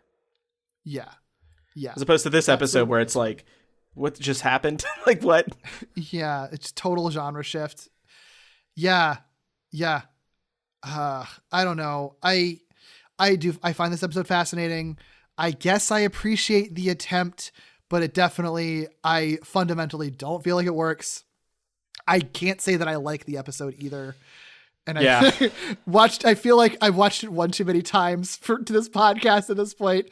I don't know if I want to watch it ever again. It's just not a fun watch. It's hysterically funny at certain points, but there's just no way to finish it without it leaving a bad taste in your mouth by the end of it, at least for me. Yeah, no, I'm 100% the same way. Like, and it's like all of those like one-liners are like just so wasted. There's so many of them, and so many just good, just like good potential character moments. Like all of it just wasted on just like this. Yeah, and Luanne and Peggy both, like Kathy and Jimmy, Brittany Murphy. Everybody on this cast is amazing, but like those two are so incredible. They kill it every time, but like in spite of the material in this one, they both kill it. As usual, Brittany Murphy, I think even more. Like she's always, I think people have like have realized how good she was like after she died now, you know, in retrospect. But even still, I feel like she's still kind of unsung in how fucking good she is at playing this character. And she's incredibly good in this episode, even in spite of the truly bizarre material that she's given. No, totally agree with that. The other thing, the other thing that I was just going to mention is like, this is a bizarre one too, because Dale, Bill, and Boomhauer are like barely in this episode at all. Yeah. Like I think they have like literally maybe one or two lines collectively. And I think that's another thing that makes it feel really unsettled too, because it removes a lot of those like the traditionally like wacky elements that kind of that really tug on the groundedness of the series. Those characters really have a great way of doing that. Removing that, I think, and even Bobby too, like is barely in it too. I think that's what makes it just like this through line of just unease throughout the entire thing. Yeah, there's no subplots. It's completely relentless. Yep. Once the dark stuff kicks in, there's nothing else to detract from that. Which is, you know, not super fun when you're watching a sitcom. It's exactly what you expect when you sit down to watch, an animated sitcom. At 7:30 on a network channel. Like, are you kidding me? But luckily, you have Megalodale to follow it up with, which I will say is I do like that episode a lot. It's a fun, but it's episode. Also just it's a bizarre weird episode, but it's fun. Yeah. Oh my God. I don't know. Any other closing thoughts about this episode? No, the only other thing I did want to say was there was one line that Tripp had to Luanne early on where she says like, I work with pork chops a lot. I dropped a couple of them. And he says, that's the beauty of pork. It rinses right off. And I'm just like, it's such a gross, but also really funny line. Jesus Christ. That was it. That's all I have. Oh, good. I'm ready to be done and close the book on this episode forever. First time I've ever, so far, first on this podcast of doing an episode that I really, truly just don't like, I think. Yep. That won't happen very often, but this one, no matter what, definitely fascinating at the end of the day. No, that's at least something. It's interesting. If you've never watched King of the Hill and you're doing like a full watch through, like definitely watch it just to see how out there it is. But if you've seen the show before, like you can skip the episode. Like you don't need to watch it. Yeah. Much. Every other episode is better. Yeah. Well, Tommy, thanks for putting up with this with me. Absolutely. If people want to find you online, everything you're working on, where can they find you? Yeah, absolutely. So you can find me personally on Twitter. I am at awkward comma. And then I also am co-host of a podcast with my partner, Cassie. And we are currently, we're going through every single Star Wars TV show episode in some order. And the name of that podcast is Distant Echoes. You can find us on Twitter as well, Distant Echoes SW. And wherever you get your podcasts. Cool. Well, thanks again. You can find me on Twitter at Derek B. Gale, or on my other podcasts, Walloping Web Snappers, a Spider-Man podcast, which does deep dives into every Spider-Man cartoon ever made, and Falling with Style, an ongoing Pixar movie marathon, which is a monthly podcast that dives into every Pixar film chronologically. You can also follow this podcast at Gimmicks Pod on Twitter and Instagram for some extra goodies, and email me your questions, feedback, and corrections to gimmickspodcast@gmail.com. Please rate, review, and subscribe to this podcast on all podcast platforms. And until next time, friends, keep being weird.